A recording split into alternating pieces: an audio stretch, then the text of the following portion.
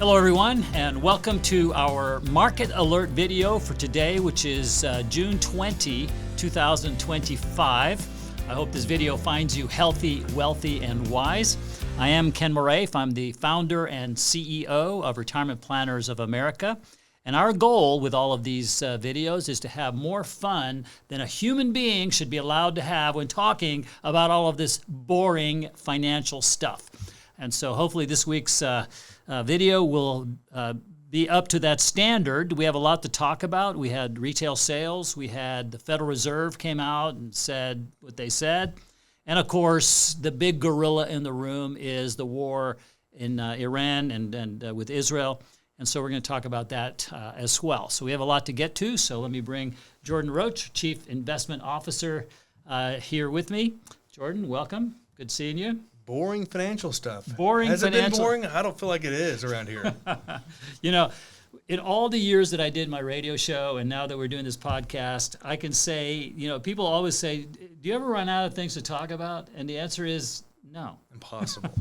There's always something, as Gilda Radner used to say. Yeah. So speaking of that, let's talk about retail sales numbers came out this week. Is there much to talk about, really? Not really. Nothing there to see, right? Every week we're getting these various prints on housing or jobless claims or inflation. Right, but the tariffs, sales. What about the tariffs? They were supposed to cause everything to fall off a cliff. And it's still but it's going to happen the next time. Yeah. And we just haven't seen it. Yeah, the tariffs are interesting because and by the way, ladies and gentlemen, we have a really good podcast for you to watch about tariffs. If you haven't seen it, it's, I think, one of the best ever made. And if I do say so myself, and I do. But I saw an interview with the CFO of AT&T. And he said, basically, we've reconfigured to compensate for the tariffs, and we think that consumers are going to be hardly impacted. So maybe a lot of this is that companies are adjusting and people are adjusting to stuff so as to keep their sales up, right? They don't want their sales to drop because of the tariffs. They do not. And the good news with some of this, if there is the tariffs, is it's not like this was a total surprise. I mean, we kind of knew we'd have some version of increased tariffs for months and months and months. So companies have time to kind of reconfigure their supply chain, their workforce, all those things. So the consumer's still buying. Retail sales were basically in line, nothing there. So, okay, so let's talk about the Federal Reserve. So the Federal Reserve came out and basically said the same thing. That's right. We're not going to do anything because everything's fine, but we don't want to do anything because we don't know what the future holds. But yet we're still going to lower interest rates 2 more times this year.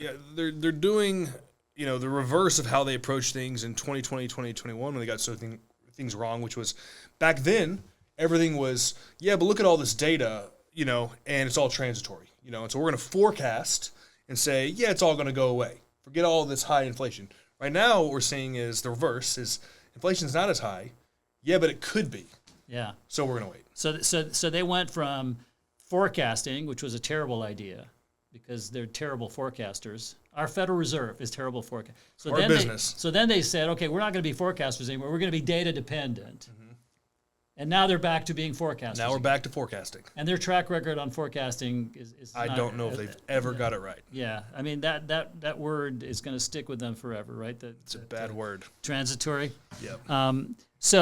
But they did say that they think they're going to lower interest rates 2 more times towards the end of this year.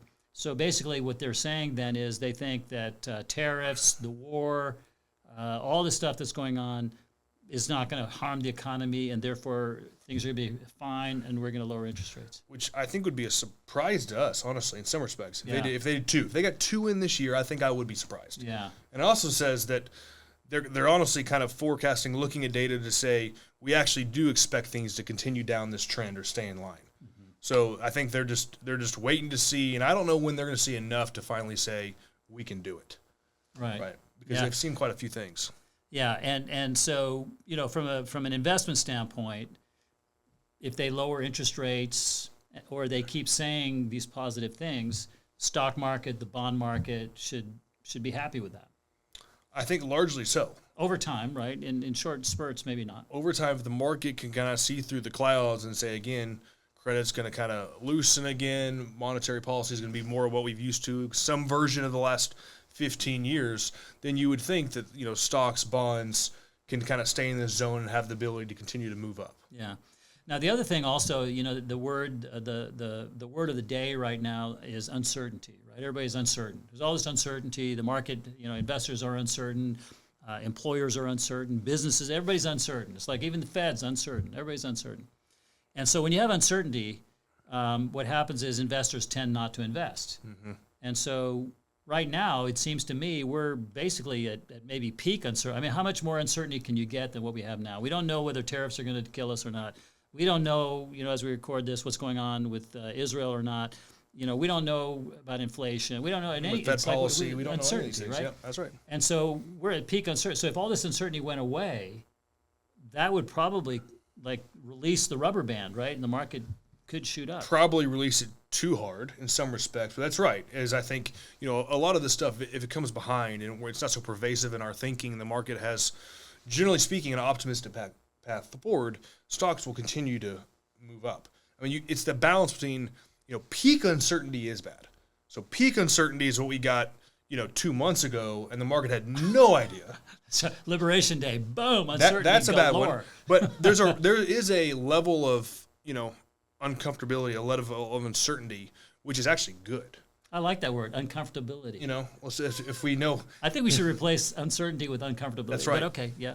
Discomfort would be the other side of that. No, don't change it. I like that word. It's worse than discomfort, right? That's what you'd want is say that you have to have a level of that for the market actually to want to buy. Yeah. So from all of those standpoints, that's very bullish, right? So for bonds, stocks, we're bullish. But what could go wrong? From my perspective, something that probably in the short run would cause the market to go down a lot, but unfortunately the market doesn't love anybody. It's all about profits, would rebound quickly from. And that is, we have 40,000 troops spread out over the Middle East. And, Iran, if they decide to kill them, they're relatively defenseless. There's no Iron Dome over all these troops. They're spread out. And so it would be very, very difficult to defend them. And if Iran decided they want to kill all those troops to get even with America or something, that would be a massively tragic thing, cause the market to drop significantly. But unfortunately, like September 11th, as bad as that was, the market gets over it pretty quickly and says, okay, does that hurt the economy or not? Right. No. Therefore, let's invest. What do you think about all that? I think that's probably right. Unfortunately, is if it's not going to have a direct impact to U.S. companies, the market would probably look past that. Yeah, it would be tragic, but the market wouldn't care. I mean, you had that in Russia, Ukraine. I mean, the market had a period of about a month where it got uncertain, and then it largely went back up. Yeah.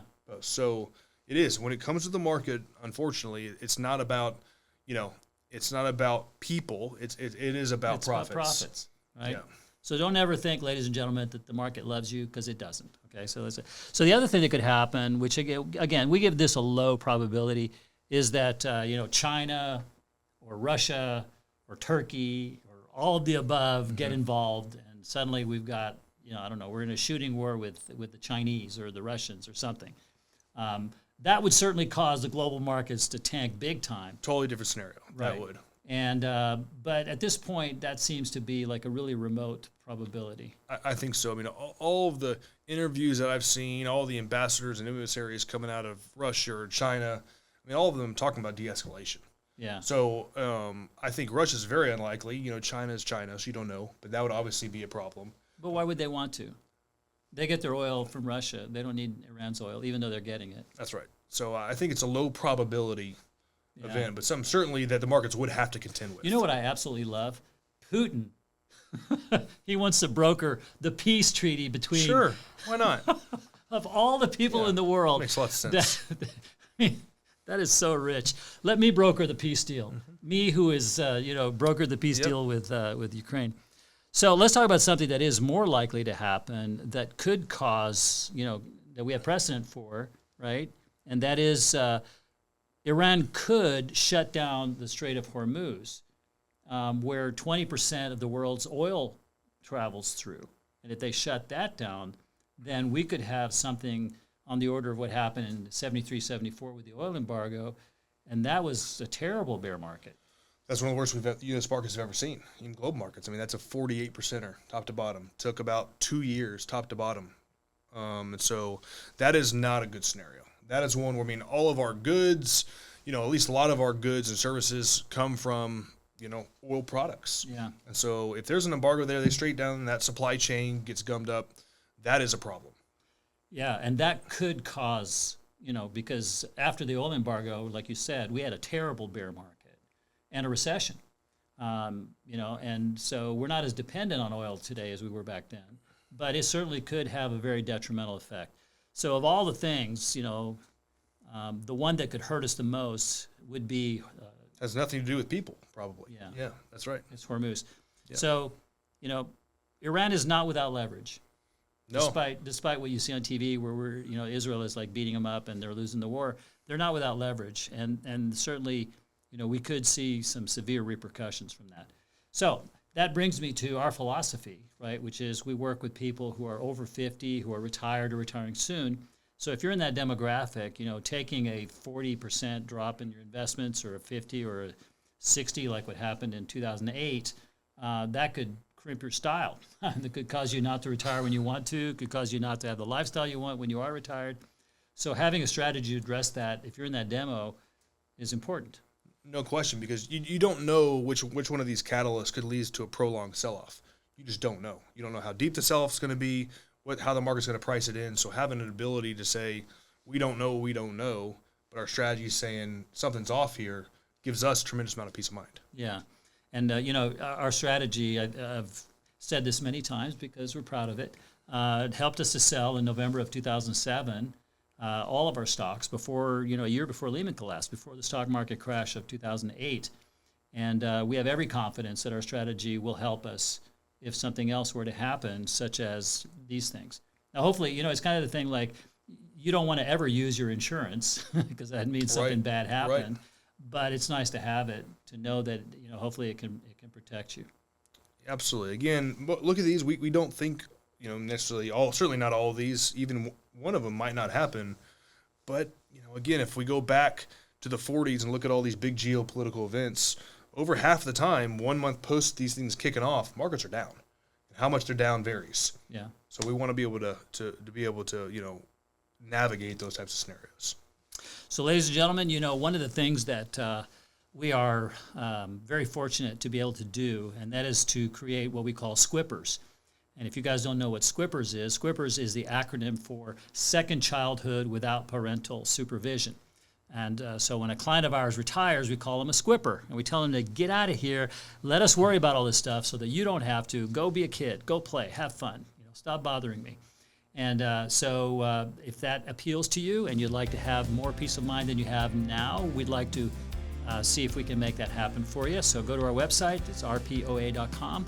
Like and subscribe to this podcast or this video.